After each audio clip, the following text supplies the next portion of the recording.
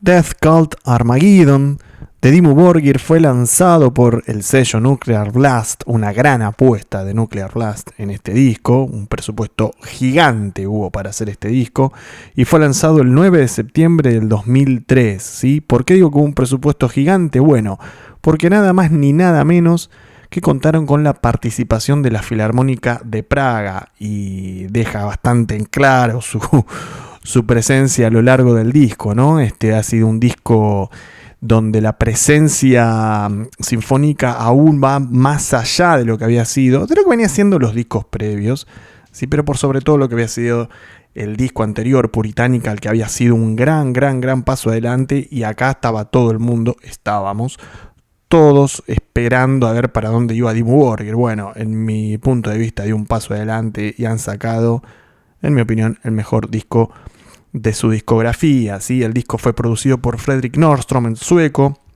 en sus propios estudios en Gotemburgo, en los estudios Fredman. Como ustedes saben, Nordström fue productor de Hammerfall, At the Gates, Old Man's Child, ¿sí? El proyecto de Galder, uno de los guitarristas de Dimmu Borgir.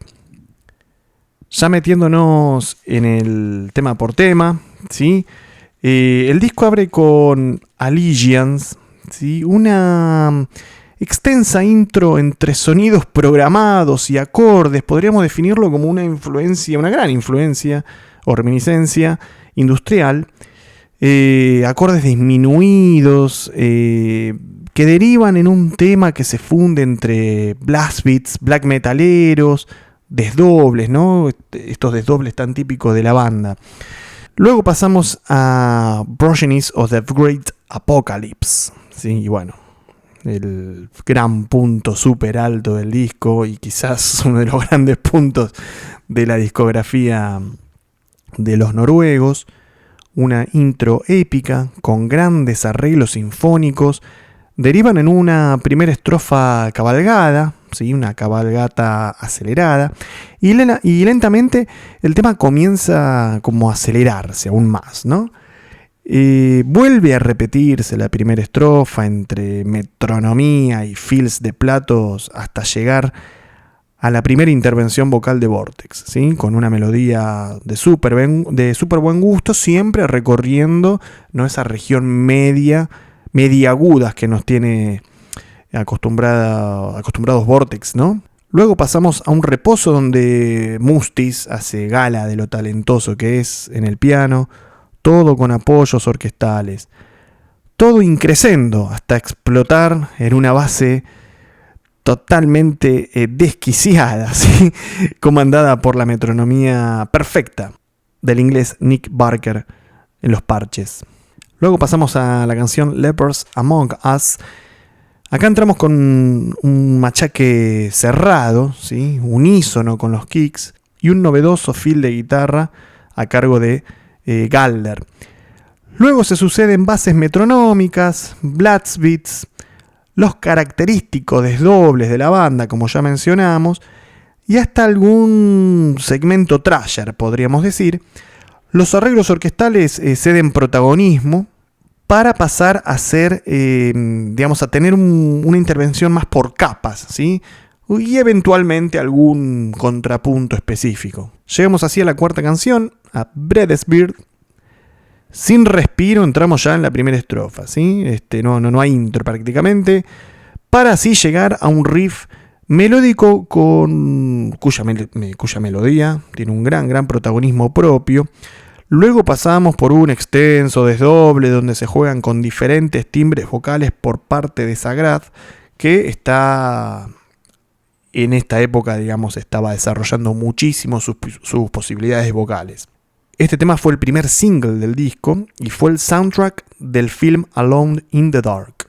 Luego llegamos a For the World to Dictate Our Death, un espectáculo aparte para, una vez más, el inglés y el baterista Nick Barker, con un repique furioso en el redoblante, luego una ametralladora de blast beats, y después aparecen unos fills de platos, unos juegos entre el ride, el hi-hat, todo acompañado por las guitarras armonizadas, ¿no?, de Silenos y Galder, que le ponen una extraña claridad, digamos, ¿no? Ante un furioso caos. La canción luego se desarrolla a un mid-tempo extenso con irrupciones ocasionales black metaleras patrón. Pasamos a Blood Hunger Doctrine, intro crescendo con un riff más rockero para pasar una tenue cabalgata donde el aspecto sinfónico toma protagonismo, ¿sí? Una vez más. A través de una melodía definida, el resto del tema pareciera ser un interludio en el álbum, ¿sí? Podríamos decir. Un hi-hat que marca el tempo constante, un tempo lento en el contexto del álbum, quiero decir, para finalizar con la primer cabalgata antes descripta. Así llegamos y acá voy a pedir perdón, es el único tema noruego que hay en el disco. Sepan disculpar que mi noruego es bastante precario, por no decir nulo. Al Leglens Dod y Ilstel Reich, ¿sí? Perdonen una vez más. Bueno, como decía recién, un tema noruego, ¿no? Con los típicos cromatismos blackers. Y una vez más el tema se desarrolla entre un tiempo más lento y bases de puro heavy metal. Aparecen momentos bastante heavy metaleros clásicos. Vuelve a aparecer Vortex esta vez con una intervención vocal, pero con una melodía sin tanta imaginación en esta ocasión.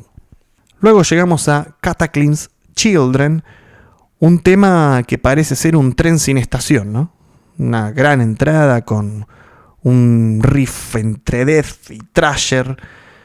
Aparece un arpegio en el medio, un arpegio de guitarra limpio, ¿no? Una guitarra clean, sobre un riff líder dándole un tinte nuevo, ¿no? Le da como un matiz nuevo. Mustis toma el protagonismo con el correr del tema, esta vez con más buen gusto que virtuosismo. Luego llegamos a Erudition, Instincts Defined, y estaba faltando esto en el disco, ¿no? En mi opinión. Una gran apertura sinfónica, ¿sí? Para algún tema. Faltaba una especie de intro a toda pompa. Bueno, y efectivamente llegó. Este fragmento pareciera ser la continuación de la parte instrumental sinfónica del tema número 2, ¿sí? El resto del tema se desarrolla sin grandes aportes, en mi opinión, salvo por la aparición de una batería electrónica, ¿no? Como que le da un detalle nuevo al contexto. Luego llegamos a Unorthodox Manifesto, una larga intro con sonidos de guerra. El tema se desarrolla en un esquema básico de black metal, hasta llegar a un llamativo solo de guitarra en 6x8.